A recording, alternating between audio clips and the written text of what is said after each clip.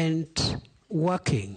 And much of that revenue has actually come through the revenue from my law firm, which is still active but being managed by other people.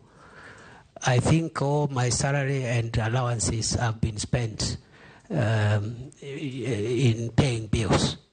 Therefore, most of the increment in my net worth is because of three things. One, the legal fees, some of which was actually pending by the time I was being appointed. And I said it here, that there are some unpaid legal fees, which some of them were paid. In fact, I remember 2 months after I was appointed, one of the clients paid a significant amount of legal fees, which had been pending.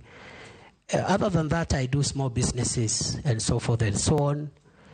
None of my money has come from the public except the salary and the allowances that I'm entitled to.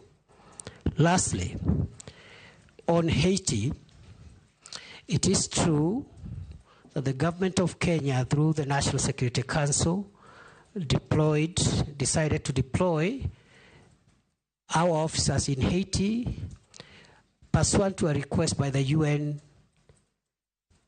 Security Council and the UN General Assembly. These are international obligations. It has not affected our operations.